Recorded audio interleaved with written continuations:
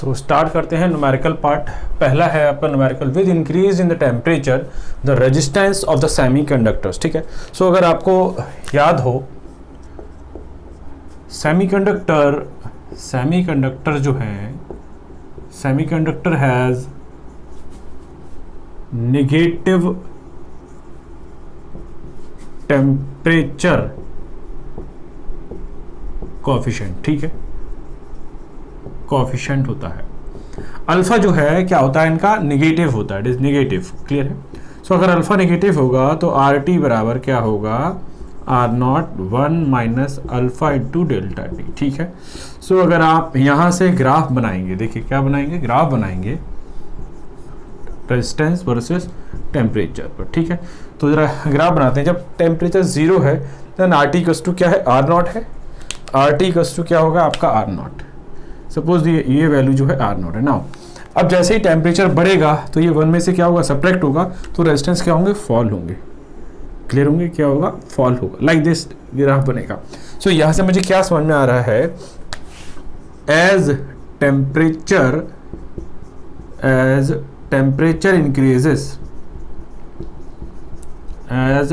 increases resistance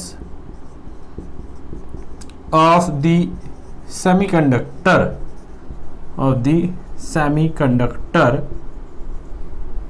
decreases। ठीक है, तो यहां से क्या, with increase in temperature the resistance of the semiconductor क्या होता है, डिक्रीज हो रहा है। तो ऑप्शन तो यहाँ बहुत अच्छे से आ गया। आपसे क्या होगा, बी करेक्ट होगा। सो इस क्वेश्चन का आंसर क्या होगा, बी। अब जरा समझिएगा होता क्या है, जैसे ही टेम्परेचर बढ़ता है रेजिस्टेंस क्या होता है, डिक्रीज होता है, तो करंट क्या होगी, बढ़ेगी। मैं आपको जरा समझाता हूं, टेम्परेचर बढ़ेगा तो रेजिस्टेंस क्या होगा, डिक्रीज होगा। जब करंट डिक्रीज होगा तो according to Ohm's law I equals to V by R, resistance decrease हो, करंट क्या होगी, इंक्रीज होगी। देन फिर क्या होगा, ये क्यूमुलेटिव प्रोसेस बनेगा, फिर टेम्परेचर बढ़ेगा, फिर रेजिस्टेंस डिक्रीज होगा, करंट फिर इंक्रीज होगी। तो ये क्यूमुलेटिव प्रोसेस होगा। तो क्या होगा, जो सेमीकंडक्टर है उसमें जो जंक्शन है वो इतना हीटअप हो जाएगा, उसका क्या हो जाएगा, थर्मल ब्रेकडाउन। क्या हो जाएगा, thermal breakdown. So there is a thermal breakdown,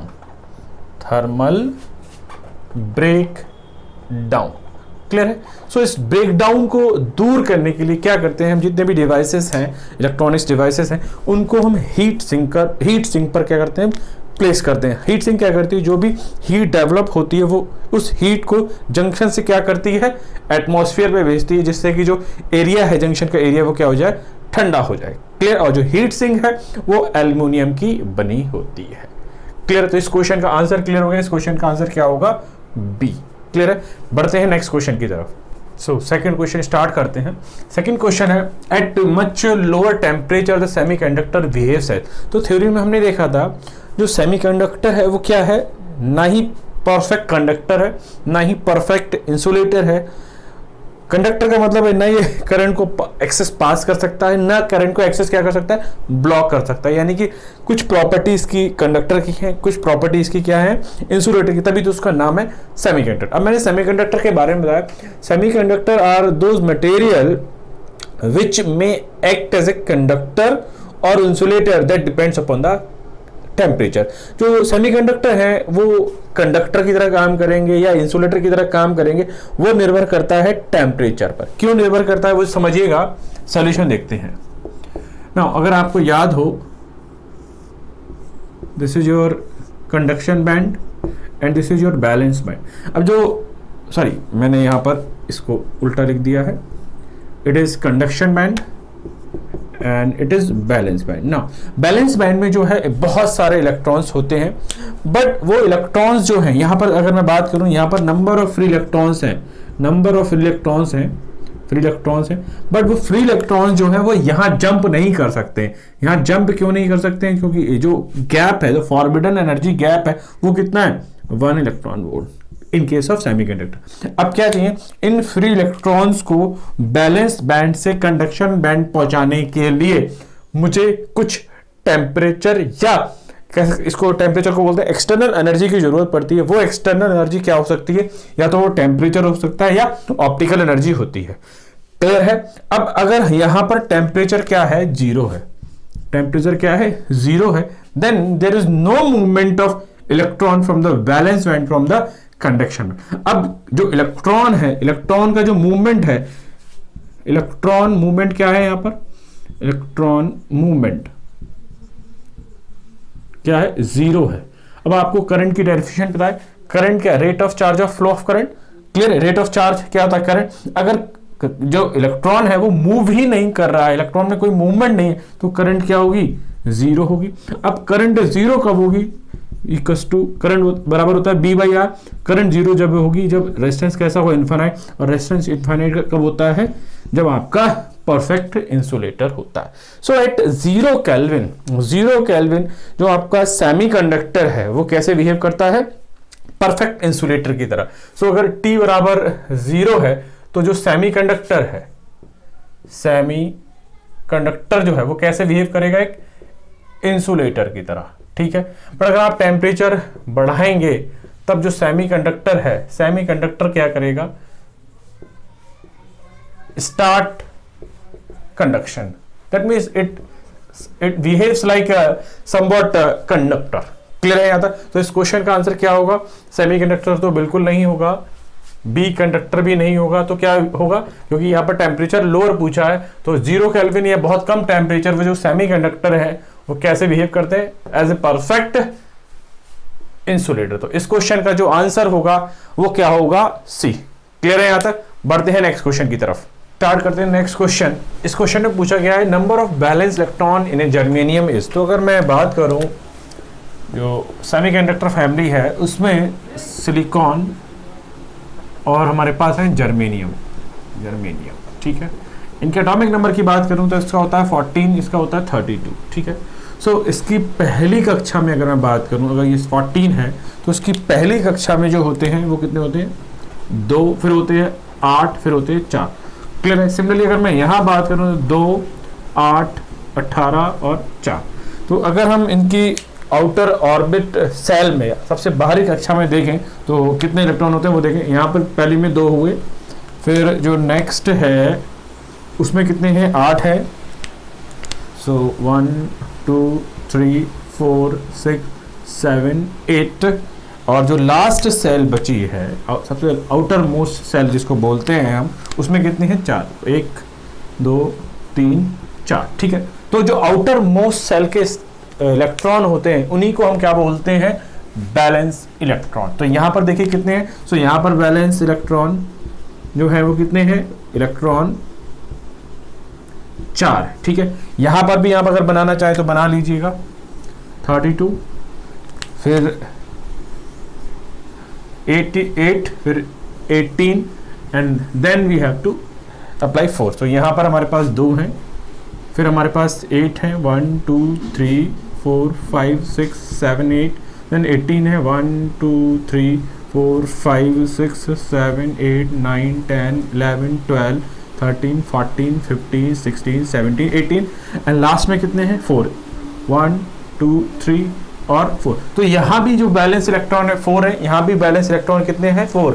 so number of balance electron in germanium और इन सिलिकॉन बोथ आर 4, ठीक है यहाँ तक। तो ये दोनों क्वेश्चन आपको मिल सकते हैं एग्जाम में, तो इस क्वेश्चन का आंसर भी होगा। एक चीज और ध्यान रखिएगा, जर्मेनियम है, सिलिकॉन है, इनके आप एटॉमिक नंबर भी याद रखिएगा, जिससे किसी कंपटीशन में अगर बाई चांस पूछ लिया जाए कि सिलिकॉन और जर्मेनियम के एटॉमिक नंबर कितने हैं, तो वो आपको याद होने चाहिए, ठीक है यहाँ तक। तो इस क्वेश्चन का आंसर क्लियर हो गया, बी हो गया। बढ़ते हैं नेक्स्ट क्वेश्चन की तरफ। नेक्स्ट क्वेश्चन हमारा, a semiconductor is formed by which type of bonds. तो मैं बता रहा हूँ, metallic bonds, covalent bond, ionic bond और नन ऑफ दिस।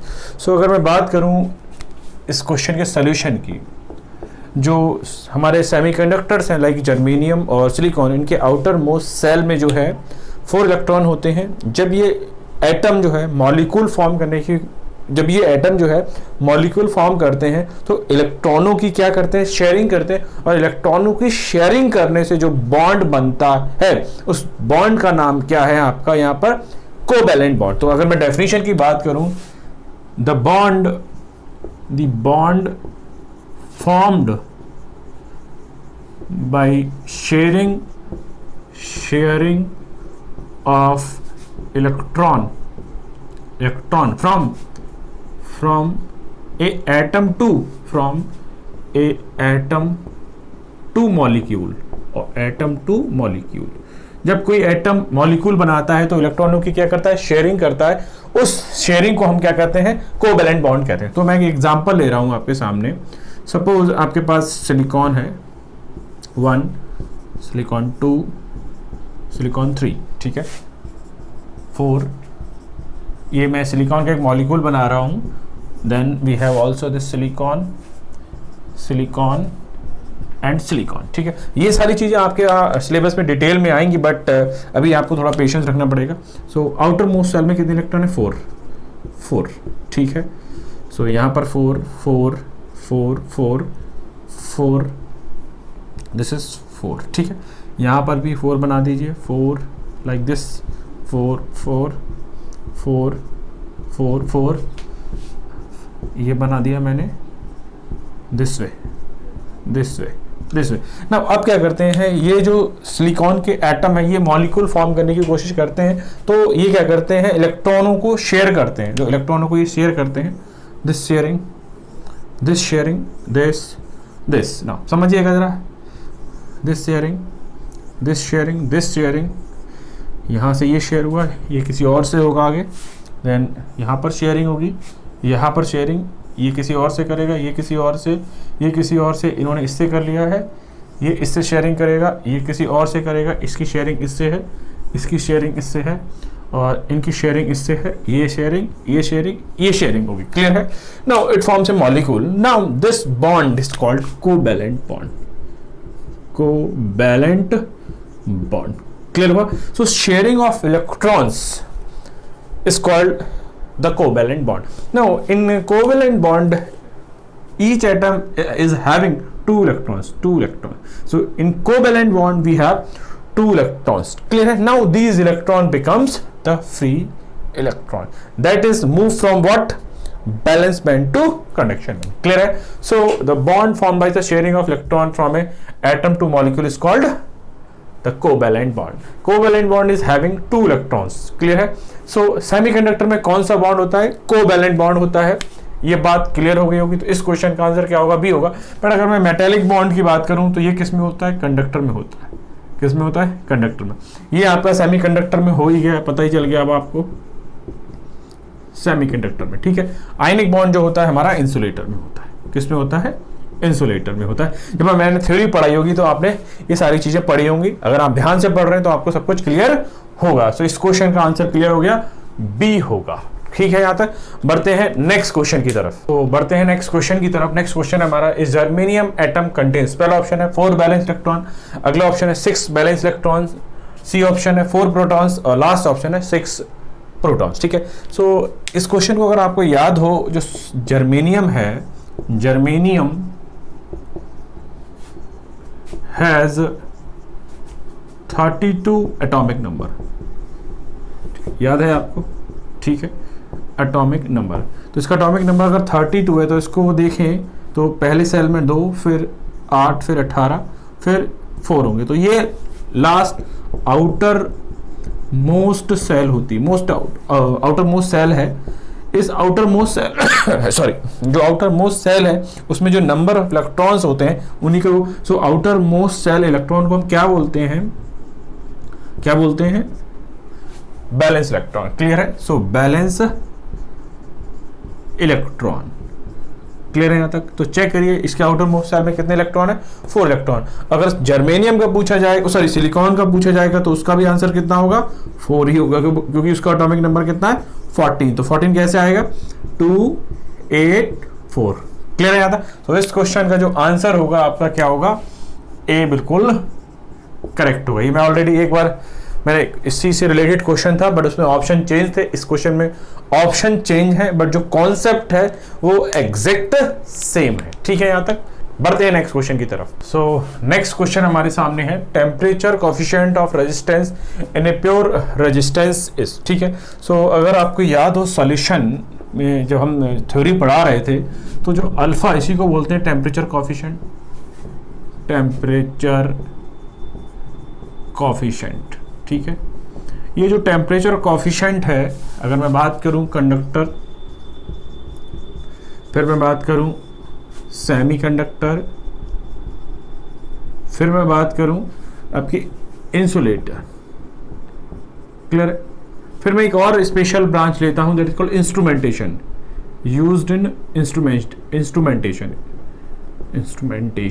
ठीक है, तब बात करते हैं। तो जितने भी तरीके के अल्फा होते हैं वो हम यहाँ देखते हैं ना। For the conductor alpha is positive, for semiconductor alpha is negative, for insulator alpha is negative, but practically for instrumentation alpha is approximately equal to 0। Clear है? सो अगर मैं डायग्राम बनाऊं या रेजिस्टेंस का फॉर्मूला लिखता हूं, आर टी बराबर R naught 1 plus alpha into delta T. ठीक है, इन दोनों के लिए भी बिल्कुल सेम रहेगा क्योंकि दोनों का अल्फा क्या है, नेगेटिव है। So R T equals to R naught 1 minus alpha into delta T. But यहाँ ऑलमोस्ट जो है अल्फा 0 होगा, तो आर टी और जो आर नॉट है वो ऑलमोस्ट क्या रहेंगे, सेम रहेंगे। क्लियर?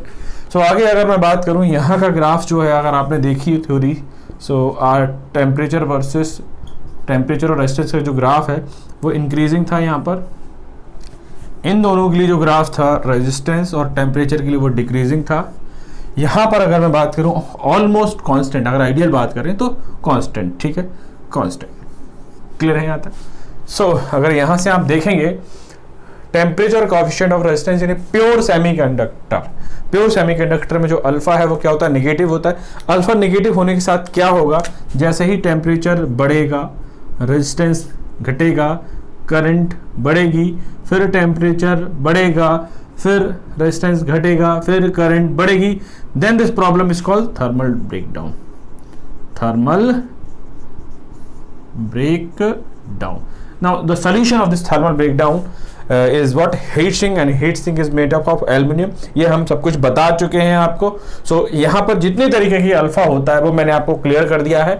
आगे अगर इस क्वेश्चन को देखें तो इस क्वेश्चन का जो हमारा आंसर निकल के आना चाहिए वो क्या आना चाहिए, नेगेटिव। ठीक है, बट ये ध्यान रखिएगा बाई चांस अगर इंसुलेटर का भी पूछा जाएगा, अगर ऑप्शन में जो है इंसुलेटर होता तो भी ऑप्शन में क्या होना चाहिए था, नेगेटिव। ठीक है यहाँ तक? सो इस क्वेश्चन का आंसर सी क्लियर हो गया। बढ़ते हैं फिर से नेक्स्ट क्वेश्चन की तरफ। सो नेक्स्ट क्वेश्चन देखते हैं। Semiconductors example germanium, silicon etcetera bracket close are those with electrical conductivity lies in between the conductors and insulator in terms of energy band, the valence band, fill in the blanks, and the conduction band. ठीक है, so question क्या पूछा है पहले तो मैं आपको समझा देता हूँ। ऑप्शन जो है आपके क्या है, almost filled, almost empty, almost empty, almost filled, almost filled, almost filled, almost empty, almost empty। ठीक है ना, क्या क्वेश्चन पूछना चाह रहे हैं, पहले तो ये समझिएगा जो कंडक्टिविटी होती है सेमीकंडक्टर की वो लेस देन होती है, दैट इज ग्रेटर देन होती है इंसुलेटर से, और लेस देन होती है कंडक्टर से। क्लियर है? कंडक्टर से पहले तो ये आपको पता होना चाहिए। The semiconductor are the material whose conductivity is greater than the insulator but less than the conductor, because इसकी जो कंडक्टिविटी होती है वो इनफाइनाइट होती है आइडियली, और इसकी जो कंडक्टिविटी होती है वो 0 होती है, इसलिए इसकी रेजिस्टिविटी इनफाइनाइट होगी। इसकी रेजिस्टिविटी क्या होगी, 0 होगी। इसका रेजिस्टेंस इनफाइनाइट होगा, इसकी रेजिस्टिविटी क्या होगी, 0 होगी। तो इसकी जो करंट है वो 0 होगी, बट इसकी करंट क्या होगी, इनफाइनाइट होगी। That's the meaning of this statement. Clear है यहाँ तक? बात समझ में आ गई ना? अब क्या पूछा है वो समझिएगा ना। हमारे पास ये रहा कंडक्शन बैंड और ये रहा बैलेंस बैंड। क्लियर है ना? In each conductor and in semiconductor और इंसुलेटर तीनों में क्या होता है, valence band are completely filled with, valence band are completely filled with electrons, but the electron can be moved from this band to this band with the help of the external energy। Clear है? But conductor में क्या होता है, conductor, semiconductor, insulator तीनों में ये balance band जो है कंप्लीटली फिल्ड होता है। कंडक्टर में यहाँ पर जो इलेक्ट्रॉन है वो इजीली अपने विदाउट एनी एक्सटर्नल सोर्स क्या जा सकते हैं, यहाँ से यहाँ जा सकते हैं। तो यहाँ पर दोनों क्या होते हैं, फिल्ड होते हैं। क्लियर है? अगर मैं बात करूं इंसुलेटर में और सेमीकंडक्टर में तो बैलेंस बैंड तो फिल्ड होता है, बट जो कंडक्शन बैंड होते हैं वो दोनों एम्प्टी होते हैं। अगर सेमीकंडक्टर में हम एक्सटर्नल एनर्जी देते लाइक टेम्परेचर और optical energy, then the electron from the valence band is going to the conduction band. But insulator में तब भी ऐसा नहीं होता। अगर इंसुलेटर में अगर आपको ऐसा चाहिए कि बैलेंस बैंड से जो इलेक्ट्रॉन है वो कंडक्शन बैंड की तरफ मूव करे, तो आपको बहुत ज्यादा हाई टेम्परेचर या बहुत ज्यादा वोल्टेज अप्लाई करना पड़ेगा, तब ऐसा होता है। क्लियर है? तो अगर मैं बात करूं, ये तो होता है, अगर मैं बात करूं कंप्लीटली फिल्ड, और ये होता है एम्प्टी। ये क्या होता है? एम्प्टी। क्लियर है? सो यहां से यहां इलेक्ट्रॉन ट्रांसफर होने के लिए आपको क्या करना पड़ेगा? एक्सटर्नल एनर्जी देनी पड़ेगी, बट ऐसा कुछ नहीं दे रखा है। So in terms of energy band, the valence band क्या होता है? ये होता है ऑलमोस्ट फिल्ड। ऑलमोस्ट क्या होगा? फिल्ड होगा। बट कंडक्शन बैंड क्या होता है? खाली होता है। सो ऑलमोस्ट एम्प्टी, देखिए कहां है ऑलमोस्ट एम्प्टी, मुझे लग रहा है यहीं दे रखा है। सो इट इज ऑलमोस्ट एम्प्टी। ठीक है यहां तक? सो कौन सा आंसर क्लियर हो गया होगा? ए आंसर आपको क्लियर हो गया होगा। ठीक है? अगर यही क्वेश्चन जो है, अगर यही क्वेश्चन बनता किसके लिए? कंडक्टर के लिए बनता, तो क्या होता है यहां पर? ऑलमोस्ट फिल्ड वाला अगर ऑप्शन होता तो ये बनता किसके लिए? आपका कंडक्टर के लिए। किसके लिए बनता? कंडक्टर के लिए बनता। ठीक है यहां तक? सो होपफुली ये बात क्लियर होगी। तो इस क्वेश्चन का आंसर क्या हो गया? ए बिल्कुल करेक्ट हो गया। क्या मीनिंग होता है कंडक्टिविटी का? क्या ऑर्डर है या मीनिंग है? क्या लेस देन है, क्या ग्रेटर देन है? Resistivity, resistance, current, everything I just discuss.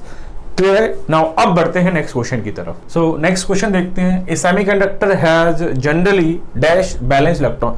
So majorly जो हम दो टाइप के इलेक्ट्रॉन्स यूज करते, दो टाइप के मटेरियल यूज करते हैं। जो सेमीकंडक्टर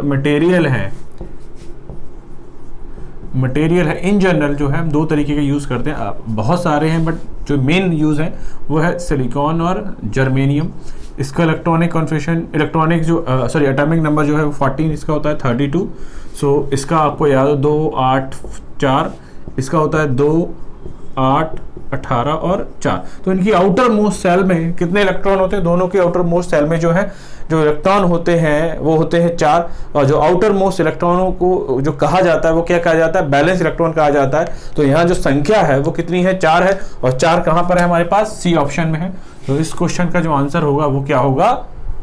4 होगा। तो ये देख रहे हैं आपकी जो क्वेश्चन है वो लैंग्वेज को घुमा रहा है, बट जो कॉन्सेप्ट है वो बिल्कुल सेम रख रहा है। सो कॉन्सेप्ट को पकड़िएगा। क्वेश्चन की जो थ्योरी है, लैंग्वेज है, वो बदलेगी, बट आपका जो कॉन्सेप्ट क्लियर है तो आप करेक्ट ऑप्शन को जो है पिक कर पाएंगे। ना बढ़ते हैं नेक्स्ट क्वेश्चन की तरफ। नेक्स्ट क्वेश्चन समझते हैं। Wider band gap semiconductors are called. Wider band gap, अब इसका मीनिंग समझिएगा। अगर आप कुछ क्वेश्चन ना समझ में आए तो उनको मीनिंग से थोड़ा सा क्लियर करते हैं। अगर मैं बात करूं कन्वेंशनल सेमीकंडक्टर जो होता है उसका ये हो रहा कंडक्शन बैंड, और ये रहा आपका बैलेंस बैंड। ठीक है? Valence band. यहाँ जो energy band gap, energy forbidden energy gap होती है 1 to 1.5 इलेक्ट्रॉन वोल्ट। नाउ अभी क्या कह रहे हैं मुझे समझिएगा। ये आपका कंडक्शन बैंड हो गया और ये हो गया आपका बैलेंस बैंड। सपोज ये जो फॉरबिडन एनर्जी गैप है it is 2 to 3 electron volt. Clear है? जितना एनर्जी गैप ज्यादा बढ़ेगा then the semiconductor is going towards the property of insulator. यानी कि जितना ईजी बढ़ेगा, एनर्जी गैप बढ़ेगा, जो सेमीकंडक्टर है उसका बिहेवियर किधर शिफ्ट होगा? इंसुलेटर की तरह। और इंसुलेटर को हम आइसोलेटर समझ सकते हैं। ठीक है? तो यहां पर सुपर कंडक्टर तो बिल्कुल नहीं है। सुपर आइसोलेटर मैंने कोई वर्ड नहीं सुना है। सेमी हम दोनों बार यूज नहीं कर रहे हैं। क्लियर है? तो मेरे हिसाब से जो करेक्ट ऑप्शन निकलेगा वो क्या निकलेगा? Semi isolator. अब इसका मीनिंग समझ लीजिए। जो इसको बोलते हैं हम कन्वेंशनल सेमीकंडक्टर बोलते हैं। क्या बोलते हैं इसको? Conventional semiconductor. क्लियर है? ये लो वोल्टेज, लो फ्रीक्वेंसी पर, लो वोल्टेज और लो फ्रीक्वेंसी और लो टेम्परेचर पर यूज होते हैं। क्लियर है? बट जो वाइडर बैंड गैप सेमीकंडक्टर होते हैं they are use at high voltage, high frequency and high temperature पर यूज होते हैं। And it is more close to what? Insulator. More close to insulator. Clear है? बाकी अगर आपको इसको डिटेल चाहिएगा तो आप बुक्स को पढ़िएगा, बट मेरे हिसाब से जो है आपके यहाँ सिलेबस में इतनी रिक्वायरमेंट नहीं है। सो इस क्वेश्चन का जो आंसर होगा, करेक्ट आंसर होगा, वो क्या होगा? डी होगा। क्लियर है? सो होपफुली क्लियर हो गया होगा। तो कन्वेंशनल और कह सकते हैं कन्वेंशनल जो सेमीकंडक्टर होते हैं उनमें जो एनर्जी फॉरबिडन एनर्जी गैप होता है वो कम होता है, बट बाइडर बैंड जो है उसमें एनर्जी गैप लगभग 2 से 3 इलेक्ट्रॉन वोल्ट होता है। इनका अलग पर्पस है। इनका नॉर्मल सेमीकंडक्टर मटेरियल में जो फ्रीक्वेंसी 50 हर्ट्ज पर यूज होते हैं वहां ये वाले मटेरियल यूज करते हैं, बट अगर आपको हायर फ्रीक्वेंसी पे यूज करना है तब हम इस वाले मटेरियल का यूज करेंगे। ठीक है? सो बढ़ते हैं नेक्स्ट क्वेश्चन की तरफ।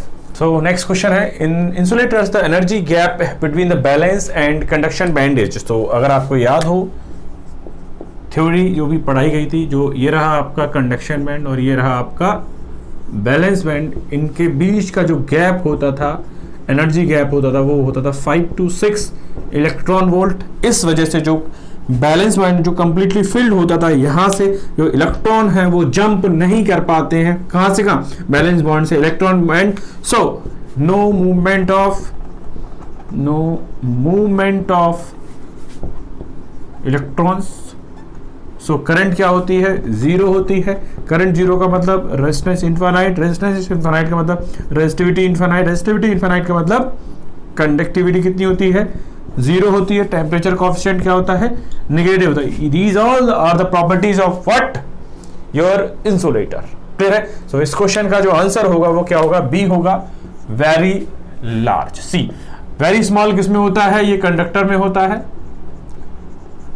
ओवरलैप्ड भी कंडक्टर में होता है, और ये जो है सेमीकंडक्टर में होता है, सेमीकंडक्टर में। ठीक है यहां तक? सो इस क्वेश्चन का आंसर क्लियर हो गया, सी। नाउ बढ़ते हैं फिर से अपने नेक्स्ट क्वेश्चन की तरफ। सो नेक्स्ट क्वेश्चन है the conductivity of the semiconductor. ठीक है? पहला ऑप्शन है does not depend upon the temperature, B option है decreases with the rise in temperature, increases with rise in temperature, और लास्ट ऑप्शन है first increases and then decreases with rise in temperature. तो अगर आपको याद हो, alpha जो होता है उनका नेगेटिव होता है।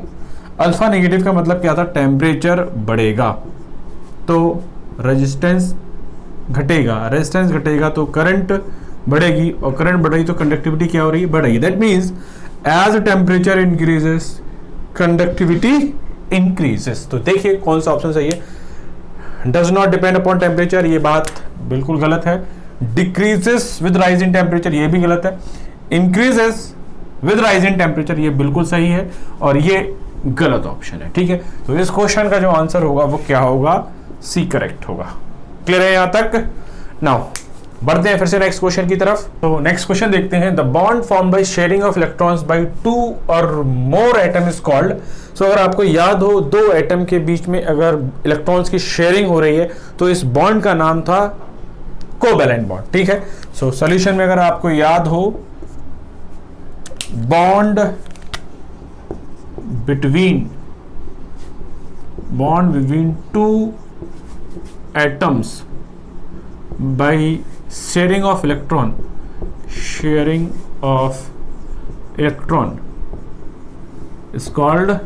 is called covalent bond. ठीक है? बाकी अगर आप सेमीकंडक्टर में देखेंगे तो कोवैलेंट बॉन्ड होगा आपका, अगर मेटालिक बॉन्ड देखें तो कंडक्टर में होगा, आयनिक बॉन्ड देखें तो इंसुलेटर में होगा, और ये बॉन्ड पता नहीं क्या होता है, हमसे इसका कोई मतलब नहीं है। तो इस क्वेश्चन का जो आंसर होगा वो क्या सही होगा? सी बिल्कुल करेक्ट होगा। क्लियर है यहां तक? नेक्स्ट क्वेश्चन है the germanium crystal behaves as an insulator at. So अगर आपको याद हो, जो इतना भी सेमीकंडक्टर है वो 0 केल्विन पर कैसे बिहेव करता है? इंसुलेटर, क्योंकि 0 केल्विन पर जो आपका बैलेंस बैंड होता है वो कंप्लीटली फिल होता है, बट कोई भी इलेक्ट्रॉन जो है बैलेंस इलेक्ट्रॉन से कंडक्शन बैंड जाने के लिए एबल नहीं होता है। क्लियर है? सो 0 डिग्री केल्विन पर जो आपका सेमीकंडक्टर है वो बिल्कुल इंसुलेटर की तरह बिहेव करता है, बट अगर उस सेमीकंडक्टर पर हम टेम्परेचर को इंक्रीज करते हैं तो क्या होता है? जो बैलेंस बैंड में इलेक्ट्रॉन्स बैठे होते हैं, फील्ड अवस्था में रहते हैं, उनकी जो वैलेंस बैंड की जो एनर्जी है उस अवस्था से वो उठकर कहाँ जाते हैं, कंडक्शन बैंड में जाते हैं, और जब इलेक्ट्रॉन जो है मूवमेंट करते हैं तो करंट का कंडक्शन होने लगता है। ठीक है यहाँ तक। तो अगर बात करें germanium crystal behaves as an insulator at what temperature, simple सा आंसर है 0 केल्विन। तो इस क्वेश्चन का जो आंसर होगा वो क्या होगा, ए बिल्कुल करेक्ट होगा। ठीक है यहाँ तक। नाउ बढ़ते हैं नेक्स्ट पार्ट की तरफ। नेक्स्ट क्वेश्चन है the resistivity of the semiconductor at room temperature lie रफली in the range of. So इस क्वेश्चन को आपको याद रखना पड़ेगा कि किसी भी मटेरियल की रेजिस्टिविटी, कंडक्टिविटी या कोई भी पर्टिकुलर वैल्यू है वो कितनी पूछे है वो आपको याद करनी पड़ेगी। तो इस क्वेश्चन का जो एग्जैक्ट आंसर है, resistivity of the semiconductor at room temperature lies in the range of 0.01 ohm centimetre to 0.50 ohm centimetre. पर यहाँ पे बाई चांस अगर फायदा ये मिल सकता था अगर आपको यूनिटों में अंतर होता तो बहुत अच्छे से ऑप्शन निकाल लेते थे, क्योंकि रेजिस्टिविटी की जो यूनिट होती है वो क्या होगी, rho equals to R into A upon L. So it is ohm into centimetre square upon centimetre, centimetre से एक power cancel, so ohm into centimetre. Clear है। सो बट यहाँ पर डेटा बेस्ड क्वेश्चन है तो आपको ये याद करना ही पड़ेगा। क्लियर है। तो इस क्वेश्चन का जो आंसर है वो क्या है, बी है। यूनिट का आप ध्यान रखिएगा, ऑप्शन जो है यूनिट वाइज होंगे तो बहुत अच्छा होगा। ठीक है यहाँ तक।